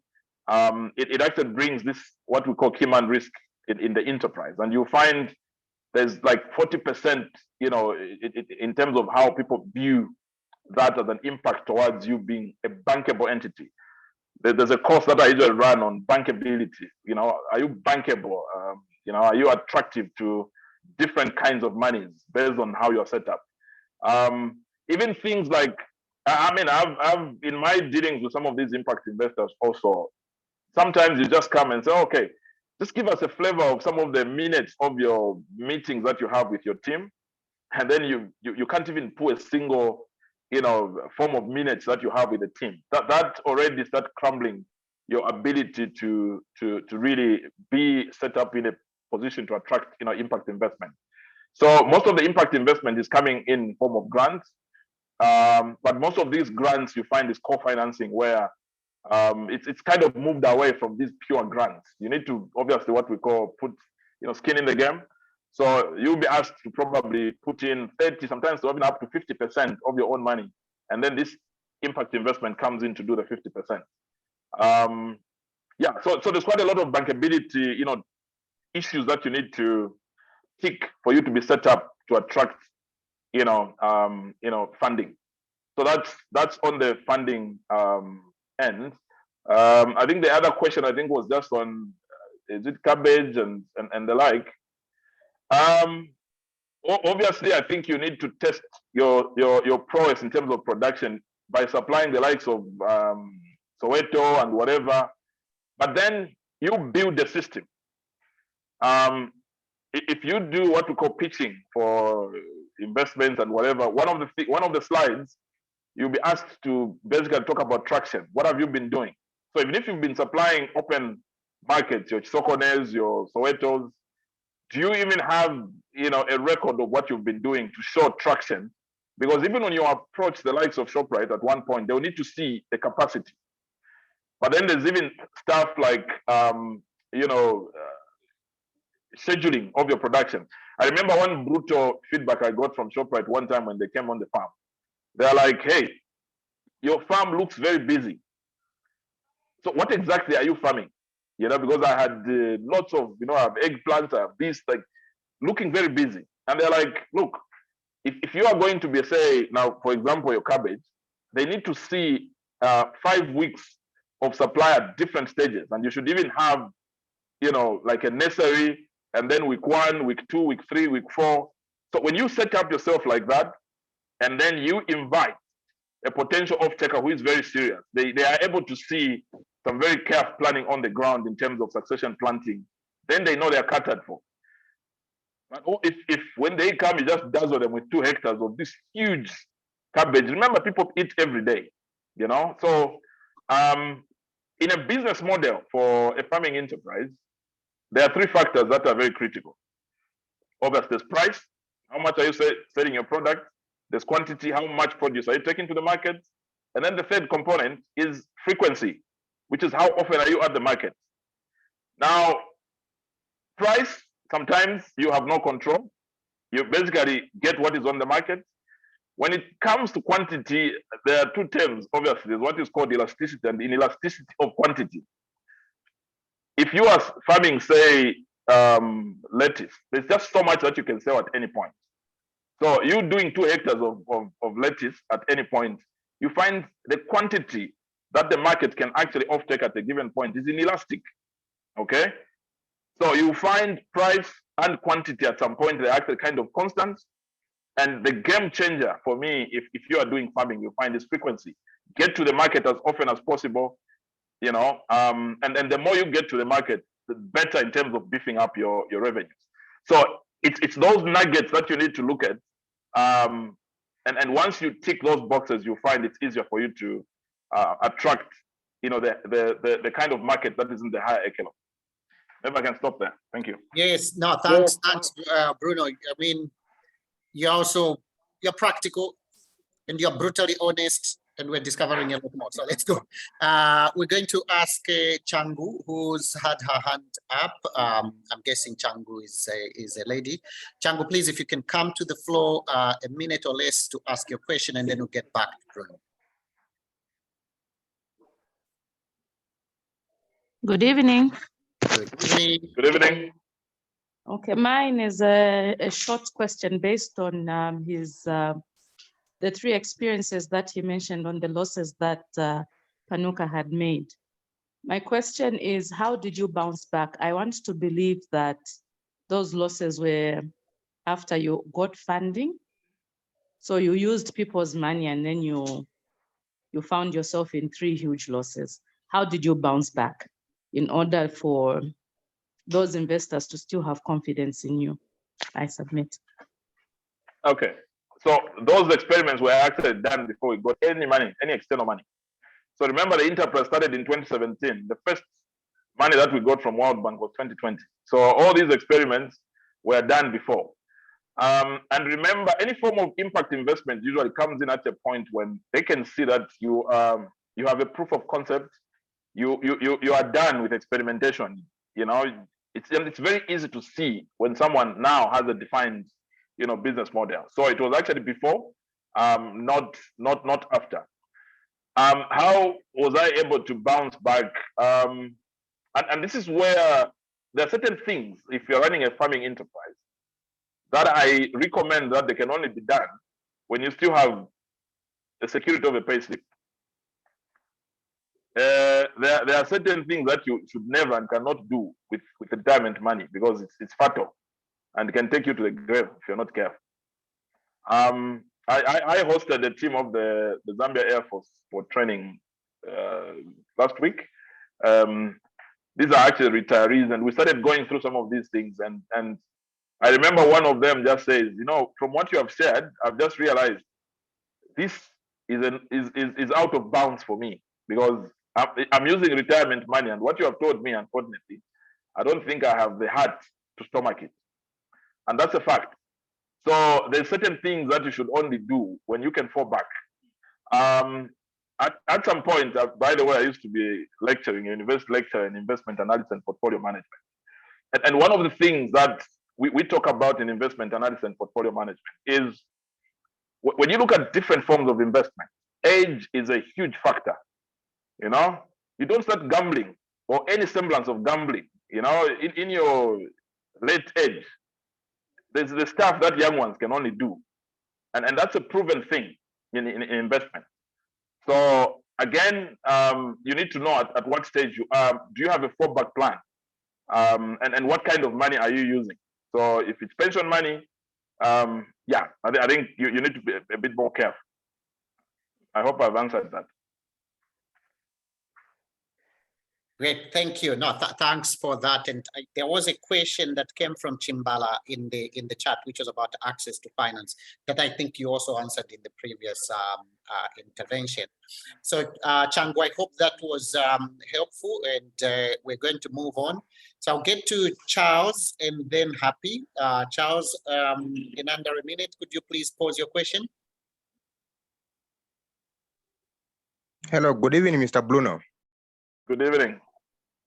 Yeah, thank you so much for bringing this platform where you are sharing your experiences with regards to how you kick-started your enterprise activities. I wanted to anchor on your comment about the need to be readily available as one is starting up a startup business, because a startup business in most cases is like a newborn baby.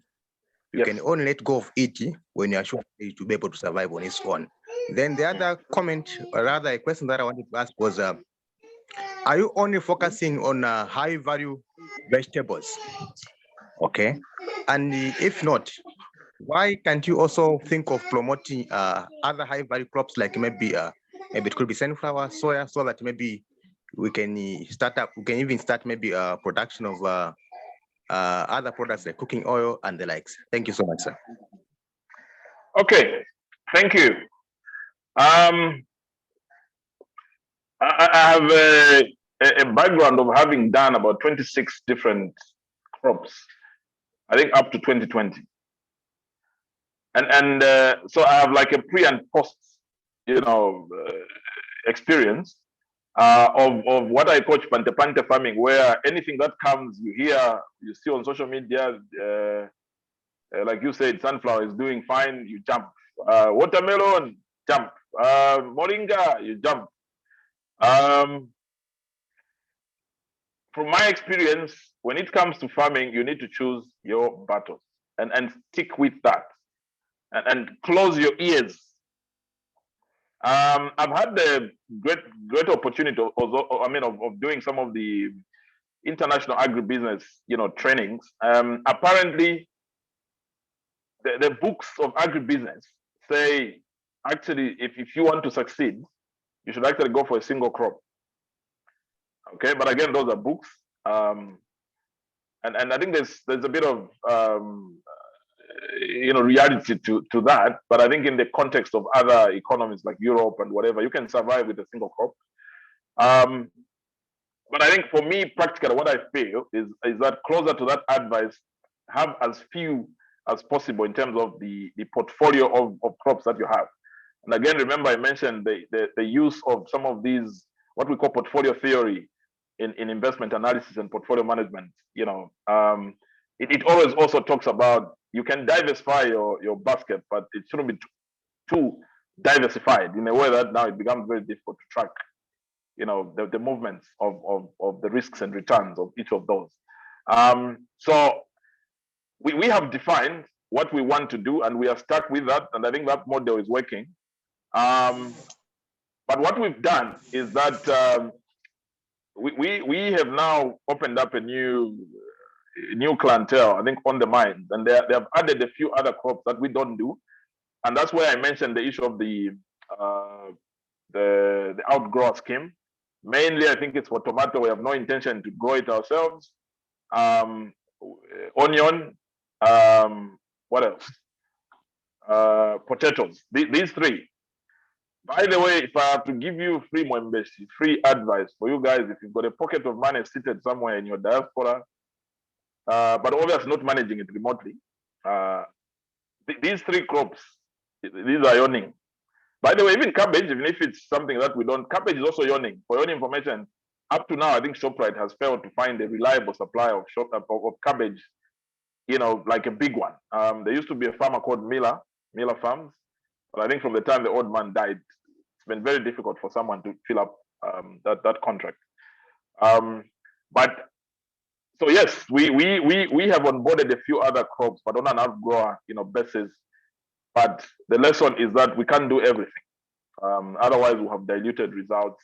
For us, we've picked our battles, and yeah, we are set for that. Thank you. Thanks so much, Bruno. So let's get to Happy. By the way, Bruno, you talked a lot about forestry.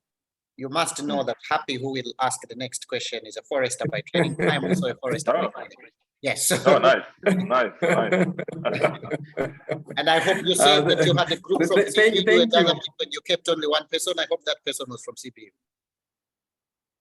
Unfortunately, no. Well, but they had actually done agroforestry, right? We move to Happy in that case. Thank you. Yeah. Good. Thank you, Mweemba Study, for those accolades, and thank you, Bruno Mweemba, for quite very touching and a powerful, actually, presentation on what you've said. I want to keep it short. I just wanted to speak to your expansion program. I personally have worked with a lot of women groups on the Copper Belt, and have chance actually working in other parts of the country, like Western Province, Northwestern Province, and we've got quite a number of women farmers, farming groups supported by private companies like KCM. So now my question borders on your expansion programs. I know you've touched a bit on the outgrower scheme and your clientele base, but I wanted to find out any plans to replicate this in other parts of the country beyond Chiwombo, Central Province. I think it will be very important actually and key for national development, and key actually to link to other farmers which we have on the in other parts of the country. Thank you very much. I submit. Okay. I think that's not a big issue, as long as we first start with fixing people's brains first. Because if we don't fix the brains, then whether we try and replicate, it will be the usual lullaby, you know, recycling failure. So that there must be some element of training, and I prefer people that have evidence of some scars of having done certain things. Otherwise, you have these masters in rhetoric, you know, teach, and then they don't have the tenacity to really withstand the pressure that comes with this. You know, crop failure is real, and unfortunately, it's not everyone who's wired to withstand some of these undulations of what really happens, I think, on the ground. So yeah, there's no harm in wanting to replicate, but not perhaps ourselves. Obviously, I think depending on how the business, you know, goes about, I think in our supplies in Northwestern, probably at some point we might be tempted to do that. But the only challenge that we have is, I mean, even in our current two, you know, farming areas, there's still quite a lot that still needs to be done in terms of infrastructure. And so if you start thinly, you know, splitting, you know, your capabilities too early, you will find you have diluted attention. And one of the biggest issue, if you're really looking at the 4 factors of production: land, labor, your capital, and entrepreneurship, what will hit you the most is the labor, and especially the capital bit.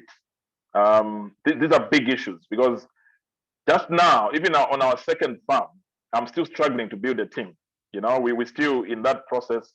I think farm 1 we are set. So it takes quite a while. There's quite a number of variables. It's not just a question of, okay, here's the land, let's set up. We need people. And like I said, also, there's different forms of baptisms they have to go through. You know, others is sprinkling, but I prefer the immersion one, because that's what gets people to do stuff. So yeah, those are the realities that probably would hinder that age and appetite to kind of quickly diversify. Thank you. Perfect. Thank you so much. So, Bruno, I do not see any other hands, but I have 2 to 3 questions that we could use as we get to the close. So one thing, and also this you covered in one of your videos, but I'm sure there are people who are inspired here, people that might have 2 acres of land. It seems like you started with a sizable piece of land. It wasn't very big, but you were able to get things off the ground. What would be your advice for those that are willing to get started as areas tomorrow? What are some of the first things that they should do when they have such an opportunity to get into farming? And let me just give you leakage in terms of to point you where I got the inspiration. When in one of the videos where you talk about the first things that you did in one of your pieces of land, I found that really, really to be insightful. So what advice could you give for somebody who has some piece of land, it's idle and they want to start working it? What could be some of their first steps? Okay. I think there's a common phrase of certain people wanting to run, just after being born. The success, I think, for me, for any farming enterprise is dependent on the quality of the best infrastructure that you actually put in. Okay. So for me, the first thing that you need to do is, obviously, once you buy your land, don't underestimate the need to fence it. Obviously, if you've got 100 hectares, probably fencing it all might be too taxing. But I think find realistically, okay, what you want to start with 10 or 20 hectares, fence that. And you only thank me later for some of these things, because very soon you start fighting with the villagers and my animals start coming, eating your crops, and then you get into loggerheads with the locals, which is a space you don't want to be found at, I think, just in the infancy of your farming journey. So yes, you buy your land, the fencing. One other critical issue is water. Remember that saying that water is life. I've seen a lot of people that have had to change land use because they didn't factor in or look at the water issue very critically. So for me, I think establish that you've got adequate water. Don't go about running around ShopRite, whatever, talking about contracts before these things I'm talking about are in place. Stay away, stick to Soweto, stick to Chisokone, fix your land, get all these things, your water. Otherwise, you land yourself in problems. So yes, I talked about water. And talking of water, there are 2 things. One of the fancy things now is people boasting about having bought a farm near this perennial river. Those rivers now with climate change, they dry up. So have a backup from a risk management perspective, drill your borehole. And I prefer also from a risk management perspective, have at least 2 boreholes if the funding allows. And then one other issue also, people don't underestimate this issue of having decent accommodation, I think, for staff. And by the way, don't forget to put toilets, because we can't, we visit your farm and then we are still scampering into the bush to, see things. I think don't underestimate some of these little issues. Have your toilet, have decent accommodation. Put these things in place. Obviously, then there's the issue of power source. Are you going for solar, or you're lucky enough to be hooked to the grid? So have these things in place before. Then only when you can tick these. And by the way, also some form of transport is very important. You can start with a small van or a little truck. Even if you don't know what you'll be transporting, all I can just tell you is that you need it. So once you have those things, that's the time now you start asking people, okay, I now have a farm. I have water, I have everything, and I have these things. What can I farm? And then you start farming. Then you go through that, proof of concept stage where you feel comfortable. Okay. Once you feel comfortable, you've gone to Soweto a couple of times, you've done Chisokone, you've done Nakadori or these other markets, or Makalanguzu if you're in Choma. You supply those markets for 2-3 years and you feel confident. That's when you get to some of these, entities where you do contractual kind of farming. We've seen people getting back to Soweto and Sokone because they just test and then retreat quickly because they realize, so here it's serious business. You can't just grow and then you decide when to come to the market. I think those are a few nuggets that I would probably give them if they're just about to start. Yeah. Perfect. Thank you. And that was a 30 minutes production that you did on things to actually do. It's a good checklist mentally even to go through. So thanks for sharing that. Belinda has a question, so we will give Belinda the chance, and then Nyaoka has a question. She's unable to find the hand thing on the screen. So let's get to Belinda and then Nyaoka under 1 minute each, and then we will begin to wrap it up. Belinda. Okay, let Nyaoka go first. Thank you. Nyaoka, over to you.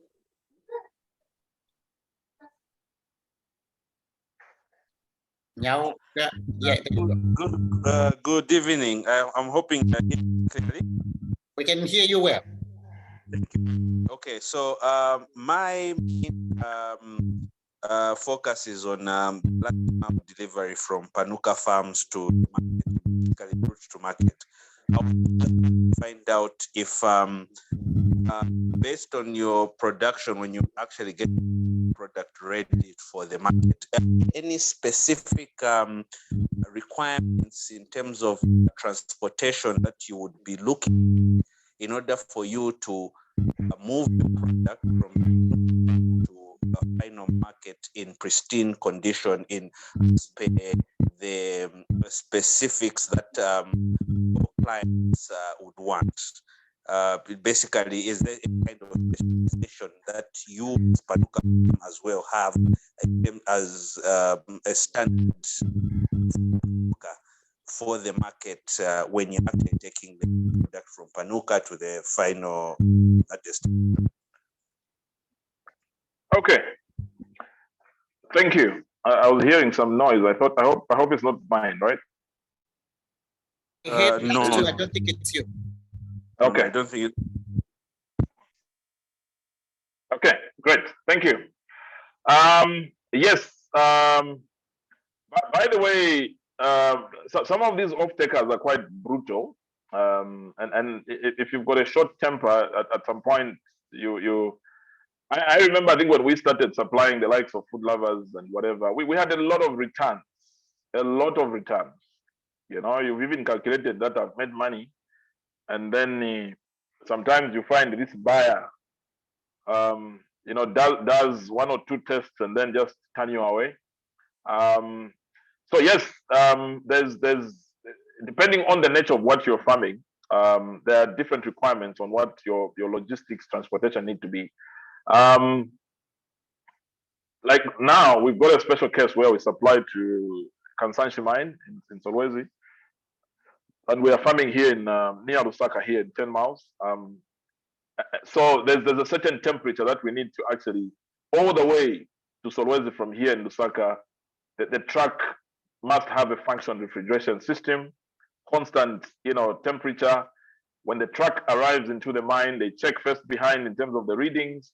And then when they open also, they check inside, because you're carrying some very delicate, you know, products like lettuce, iceberg lettuce.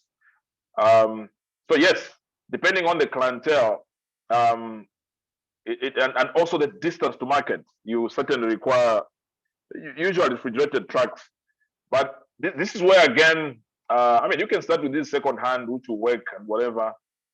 But that's where sometimes you just realize, okay, you need to get something that is brand new, because you are very sure there are no headaches in terms of functionalities, you know, from one point to the next. If you are doing locally here, certain products, you can just carry them because the shelf life, you know, is long enough, and probably it's not that perishable. So it all depends on the nature of the product. Yeah, thank you. Thank you so much. So we do intend to finish in 13 minutes. So Thomas, you will ask your question. Please be quick, and then Belinda. Then we should bring this to a close with some remarks. So Thomas, over to you. Thank you so much. Thank you, Muyatwa. Thank you, Bruno, for the insights. Very, very inspirational indeed. My question is on the issue of climate. Sometimes I've heard that the testing of the soil when you're beginning your farm journey is very, very critical and important. Of course, I know that Zambia has got a very good climate in terms of the crops. We can grow anything in Zambia. But as Panuka farm, I wanted to ask you to find out, did you, when you were starting, is this something that you considered in your farming journey? Over. Yes, thank you. So it's good you've asked that question, because I have seen things, and especially for colleagues that probably grew up in town, and you don't have a very good relationship with land. For you, land is land. There's a lot of people that have found themselves in a lot of problems. They buy land that is actually not fit for farming. I have a neighbor who retired, bought land, and only to realize when the rain came that basically the land he bought is what we call a musena, which is a dumbo, and you can't do anything with it. And I have another colleague, though him at least found a better way to do with the land. He bought the land, also then later on realized, agricultural crops could not grow. There's just a certain grass that could grow for wildlife. And at least he was enterprising enough to convert what could have been a crop farm into a wildlife ranch, which is actually beginning to function. It's those that know Lusaka, Mungule, Chieftainess Mungule. There's a new emerging wildlife ranch there, so it was converted. So yes, you need to do testing of the soil so that you know exactly what that soil can do.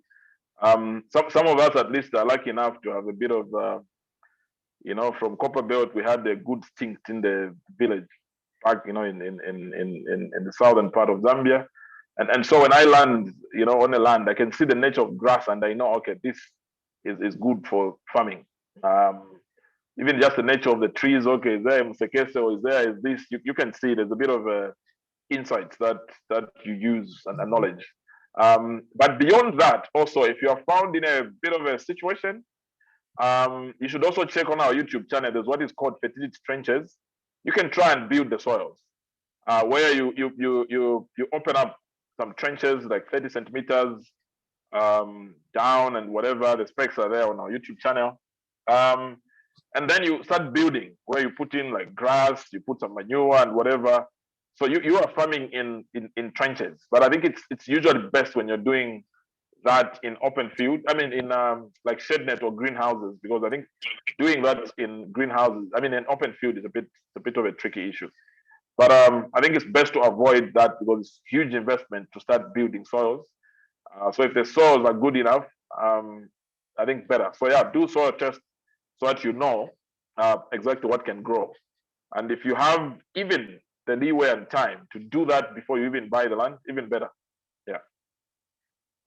Thank you. So I will go straight to Belinda, and I apologize because we still have questions in the chat, and I'm sure that people will have a lot to ask or contribute.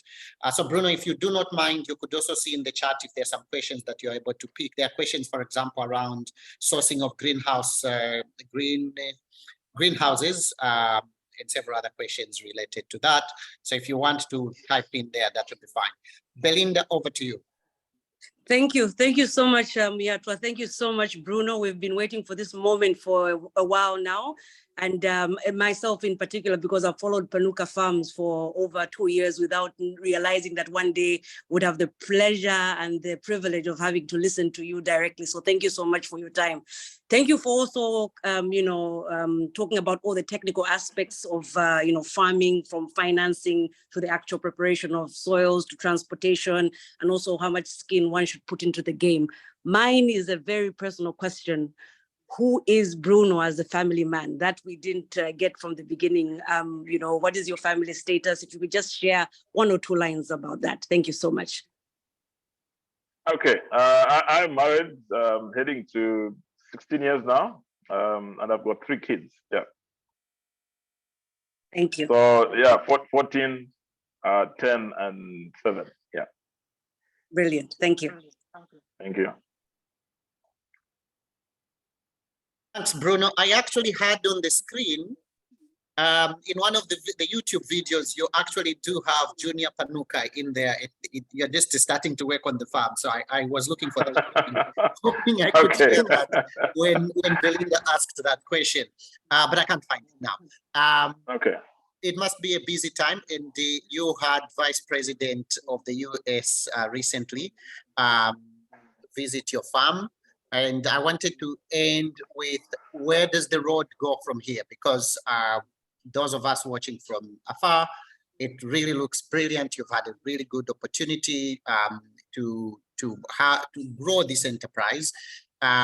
What are some of the next things that you think are milestones for you? Okay, so yes, I think we had this momentous, occasion. And just for the benefit of others, it's kind of been back to back. Last year, by the way, we also hosted the World Bank Managing Director on the farm. And then now the US Vice President. Obviously, that comes with risks and opportunities, but I think we prefer to look much more on the opportunities end. There's reality and there's also perception in terms of the enterprise. Obviously, when such high dignitaries come through, it kind of put a stamp in terms of the perception of others on how they view your business. So yes, already I think from the time the US Vice President came through, there's been quite a lot of, especially private equity, guys wanting to put in equity as usual. Also on the debt end, banks and all that. But again, one thing, having been a banker, I have seen things happen. There's one thing that we call overtrading in finance, and that usually comes with excitement of when there's an opportunity, usually where everyone wants to do business with you, and then you want to grow too quickly to try and satisfy everybody. We've seen, and I have seen, entities crumble and stuff like that. Even in terms of equity, where you get the wrong kind of equity and at different times. So I think my heavy finance background helps me to kind of navigate and this opportunity. But there's quite a lot that's coming to the fore. But we're looking at obviously expanding some of those opportunities. I think we'll take them on. Expanding in terms of obviously our production capacity, because the beauty, we are sitting on a position where we have the market. So it's a question of two things: improving our production and production infrastructure, but also perfecting our outgrower scheme. Hopefully this time we can find a few very serious people to work with. There are quite a few that are emerging, and we would prefer obviously where we can see the land serviced already, so that we are not working from a perspective of promissory notes. Because unfortunately we don't have that time, because we already have a running business and contracts. So we're looking to that, and I think according to our business plan, we want to really see if we can get into export market maybe by 2024 into 2025. Probably not now, because we have unmet demand locally. And also what COVID taught us is you need to be a king in your homeland before you can think about export. We saw people whose business models were all anchored on export crumbling their businesses when COVID came, because then they didn't have a best networks in their locality. So for us, it's also part of risk management. I mean, there's huge opportunities. I just talked about Dubai and a few others where we probably can just produce everything for the export market. But I think we feel we still have quite a bit that we need to do locally. But I think we are staying clear away from overtrading, because otherwise you come and laugh at us. I was like, hey, this guy had a bubble and the enterprise came crumbling. So trying to just use my experience in finance and reality to really kind of soak it up and really manage this, I think, with a bit of a sober head. Great. No, fantastic. Thank you so much. From my side, I really appreciate your time. Before we close, I'd like to call Dorothy Tembo. Just to say a few things, this conversation with Bruno has been organized by the network of Zambians in the United Nations abroad. Bruno is a member of that network and Belinda is one of the founders. We would like to thank you, Bruno, for taking time to speak to us both about your UN profession and even profession before that, but also a lot more about your experience with Panuka farms. Dorothy will offer some remarks, after which we will close. Over to you, Dorothy. Thank you so much, Womiato. What a night. What an amazing night. I've been trying to look at the figures in terms of the engagement levels. We have consistently been above 100, which is not normally what sometimes we have. And so for me, a clear reflection of the interest, but also the confidence that we all have in you, Bruno. And we really appreciate that you were able to spend time with us and be patient to answer all the questions that have been raised. It is really an amazing journey that you have had, and I believe you still are going ahead to have, more added to that journey. It's full, it's rich and very, very valuable information. But what struck me as you were, sharing your experience is how much you really have gone into it in a way that that, well, it's not all going to be a success story, but you have taken those times when you have not been able to attend the objective to use that as a learning process and get up and move forward with, a slightly different approach. I think the other point I wanted to make is you've spoken to the type of farming that you're currently undertaking. And in my view, I think previously many of us thought issues relating to sustainability or innovation were really an option and not really a must-have. But in the current context, that is really something that is not an option, but we have to look at this for us to be able to survive, especially taking into account the lessons that we are drawing not only from COVID, but also, the effects of climate change on us. No option really, in the sense that you also have to look at how do you ensure that sustainability, even from a perspective of beneficiaries. So the inclusion aspect that you are undertaking, for me, is really something that I appreciate. I think one of the other aspects that I wanted to just highlight is that as a team, UNIZ as a team has been very, very appreciative, with you sharing all the experience that you have shared today, but also everything else that we have seen. I had the opportunity to go through some of the videos that are on YouTube and other places.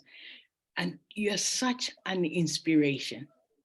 Inspiration, because to all of us, I think sometimes we hold back because we're very used to being in our comfort zone. But what you have shown us is that you have been consistently challenging yourself to get out of that comfort zone and be able to move forward or come up with proposals or proof of concepts that really are outside the box. But what you have done is to draw on the immense experience in a very selective way, which is also another interesting dimension. I think the message you are sharing with us there is you might have a lot of information or useful tips on how to do things, but be selective. Identify where your niche is and where the demand is, and try to position yourself strategically within there. Absolutely appreciating, when you come back and you're saying, look, you can be in a situation where you probably are reading things from a perspective of, oh, huge market, huge resources, but you have to think about what your capability and ability to deliver really is, because your credibility is still very important in in all these things. So very much appreciating that. I think the last few days are ones that from the UNIZ platform, we saw you there with the US Vice President and proudly, you know, pushing forward, making comments. I hadn't seen the platform being as active as I saw it those few days. So to us, that's really, you know, an inspiration. We can do it, but you have you have to have the passion, you have to have the conviction, and you have to have a plan to get to where you want to be. And this is precisely, I think, what you have shared tonight. A final point, which we also very much appreciate, is the fact that you're not only doing things to improve yourself or to do better for yourself from a business perspective, but you are also using the knowledge that you have acquired over the years, and indeed the knowledge that you have acquired from the experiences that you have had, to also teach others, the young agronomists, to come on board, but making everybody be aware. These are the issues you should be aware of, but also these are the potential risks that you might find yourselves in. And to us, this is really about giving back to the community, a part of what we do as a team within UNIZ. So we are very, very grateful for that. And I wanted to express our sincere thanks as UNIZ. And of course, in doing so, on my own behalf, I'm also expressing my appreciation.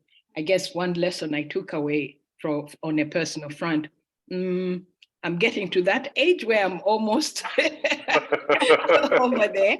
And I think you were politely saying, don't venture there if you have not, thought about it. So it's a very good lesson. But a big thank you to you. And I just wanted to say, Mwatutambuka, Mwatutanuka, Mwatutanuka, Mwatupanuka. Oh, yeah.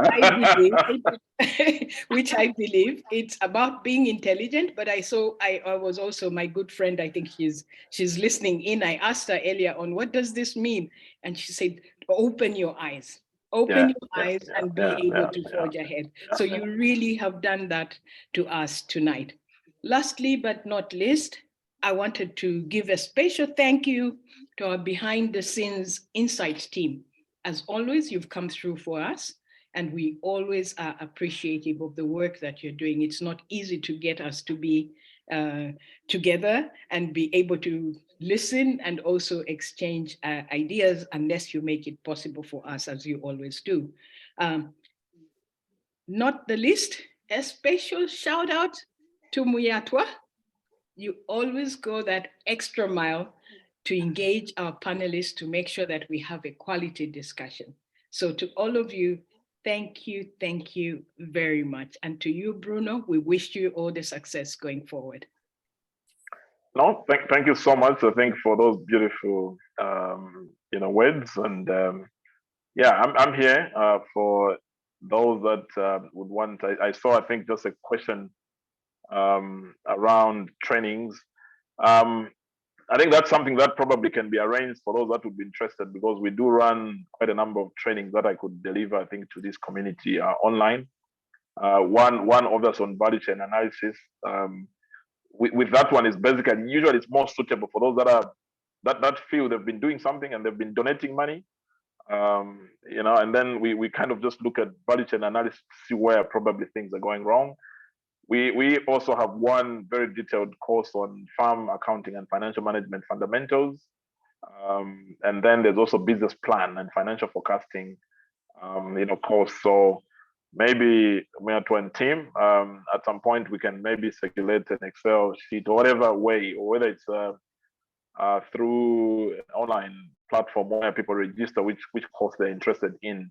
And then if the numbers are right, then we can have those customized, training based on needs. Yeah, thank you.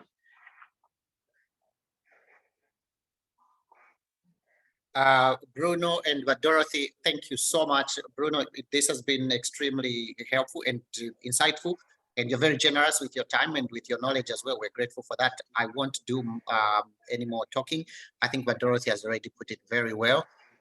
We can work on that, just getting to know who wants to be part of those trainings so that then that can follow.